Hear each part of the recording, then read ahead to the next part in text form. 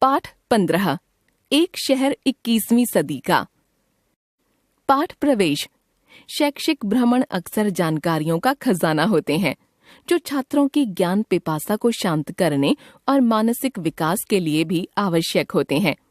कई बार वे ऐसी चीजों से भी रूबरू होते हैं जो उन्हें भविष्य का आईना दिखाती हैं। इस पाठ में एक बालक ने शैक्षिक भ्रमण पर एक ऐसा शहर देखा जो उसकी कल्पनाओं से परे था। 10 अक्टूबर 1999 की सुबह थी। चंद्रभान जी का बेटा नवनीत अपने स्कूल के टूर से लौटकर आया था। चंद्रभान जी ने बेटे से पूछा, क्यों बेटा, तुम्हारा टूर कैसा रहा? कहाँ-कहाँ की सैर की? क्या-क्या देखा? नवनीत बहुत प्रसन्न था। उसकी आंखों में विचित्र सा आत्मविश्वास था। ऐसा लग रहा था जैसे वह बालक से अनुभवी व्यक्ति हो गया हो। आदमी जब घर से बाहर निकलता है, नई नई चीजों को देखता है तो उसका ज्ञान बढ़ता ही है। मम्मी और छोटे भाई बहन भी वहीं थे। नवनीत ने रौब जमाते हुए कहा, पापा, मैंने एक ऐसा शहर देखा है जो 21वीं शताब्दी में जा चुका है। चंद्रभान जी ने नवनीत से पूछा, बेटे, 21वीं शताब्दी में तो आदमी जाएंगे, शहर कैसे जाएंगे? वैसे ये बताओ, जिसे तुम 21वीं सदी का शहर बता रहे हो, वहां तुम क्या-क्या देख कर आए हो? चंद्रभान जी ने बेटे से पूछा। एकदम नया, आश्चर्यजनक, जैसे वहां अब बच्चों को किताबों का बस्ता कंधों पर लादकर स्कूल नहीं जाना पड़ता हो। किताबें ढोने की परेशानी एकदम समाप्त। नवनीत ने उत्तर दिया। फिर बच्चे पढ़ते कैसे हैं? मम्मी ने पूछा।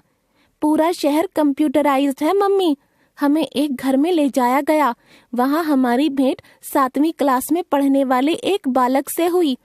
कमरे में कहीं कोई किताब नहीं, कॉपी नहीं, मेज पर केवल पेंसिल और नोटबुक। हमने पूछा, तुम लोग कैसे पढ़ते हो?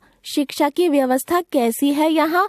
उसने बताया, मान लो मुझे यूनान के प्राचीन दार्शनिक एपिक्योरस के बारे में जानकारी लेनी है तो तुम जानते हो मैं क्या करूँगा? हमने ना में सिर हिलाया। उसने अपने कमरे में रखे हुए कंप्यूटर को ऑन किया। पलक झपकते ही स्क्रीन पर मोटी सी किताब चमकी। उसने दूसरा बटन दबाया। एपिक्योरस वाला अध्याय खुलकर सामने आ गया। बालक ने पढ़ा, नोटबुक पर आवश्यक जानकारी लिखी और कंप्यूटर बंद कर दिया। अरे, यह तो बहुत बढ़िया बात है बेटे। न कहीं जाने की जरूरत, न कहीं आने की। बटन दबाते ही सब कुछ उपस्थित। मम्मी बोली। हाँ मम्मी, इसके लिए आवश्यक यह है कि हम जो जानकारी चाहते हैं वह कंप्यूटर के डेटाबेस में पहले से मौजूद हो। इसी के साथ कंप्यूटर उस पूरे सिस्टम के साथ जुड़ा हो जिसका जाल एक आधुनिक शहर से दूसरे आधुनिक शहर तक फैला हुआ है। उसने आगे बताया, पापा, आप विश्वास नहीं करेंगे कि जिस शहर में हम थे वहाँ अब एक्सीडेंट नहीं होते। अच्छा, वहाँ एक्सीडेंट होते ही नहीं? चंद्रभान जी ने आश्चर्य व्यक्त किया। नवनीत ने उत्तर दिया, हाँ पापा, वहाँ ऐसी आधुनिक बसें, कारें सड़कों पर दौड़ती हैं जो शहर के कंप्यूटर नेटवर्क से जुड़ी होती हैं। जिस बस से हम म्यूजियम देखने जा रहे थे वह बस शहर के इंफॉर्मेशन हाईवे पर लगभग 100 किलोमीटर की गति से दौड़ रही थी। बस के मीटर पर अचानक खतरे का लाल सिग्नल उभरा। बस ऑटोमेटिक ढंग से धीमी हुई और रुक गई। हमने देखा कि सामने से तेज गति से आ रही एक कार भी अचानक हमारी बस के आगे आकर रुक गई। उसके मीटर ने भी खतरे का सिग्नल दिया होगा। इस तरह यह भयंकर दुर्घटना होते होते बच गई। क्षण भर बाद दोनों गाड़ियां अपने अपने स्थान की ओर बढ़ गईं। यह तो कमाल ही हो गया भैया, छोटी बहन रश्मि ने ताली बजाते हुए कहा। गाड़ियों में ऐसे संवेदनशील यंत्र लगे हैं जो दुर्घटनाओं का संकेत पहले से ही दे देते हैं। नवनीत ने बहन को बात समझाई। और क्या-क्या देखा बेटे? चंद्रभान जी ने बेटे की बात में दिलचस्पी लेते हुए पूछा। वहाँ तो सारी दुनिया ही बदल गई है पापा। शहर को दुनिया के आधुनिकतम शहरों के कंप्यूटर सिस्टम से जोड़ दिया गया है। एक दिन हम बच्चों को वहाँ के एक अस्पताल की सैर कराई गई थी। ऑपरेशन थिएटर में तब एक रोगी का ऑपरेशन हो रहा था। बाहर स्क्रीन पर हम यह ऑपरेशन देखते रहे। 2 विशेषज्ञ ऑपरेशन करने में व्यस्त थे ऑपरेशन थिएटर की कंप्यूटर स्क्रीन पर वॉशिंगटन में बैठे एक गुर्दा विशेषज्ञ की छवि धीमे स्वर में हमारे इन डॉक्टरों को निर्देश दे रही थी। गाइड ने हमें बताया कि ऑपरेशन टेबल पर लेटे रोगी का शरीर वॉशिंगटन के अस्पताल की कंप्यूटर स्क्रीन पर ऐसे ही दिखाई देता है। जहाँ जहाँ चूक होती वहीं निर्देश मिल जाता। नवनीत बोला। आश्चर्यजनक विकास हुआ है आदमी का। चंद्रभान ने सहमति में सिर हिलाते हुए कहा। इतना ही नहीं मम्मी, अब वहाँ कर्मचारियों को कार्यालय आने जाने का झंझट भी नहीं रहा। सारा काम घर बैठे कंप्यूटर द्वारा होता है।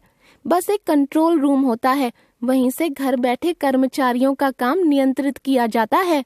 भाई वाह, हमारे तो तलवे घिस गए दफ्तर आते जाते। प्रतिदिन का हिसाब लगाएं तो दफ्तर से घर तक का पैदल सफर करते करते कई वर्ष खर्च हो गए होंगे। चंद्रभान जी बोले।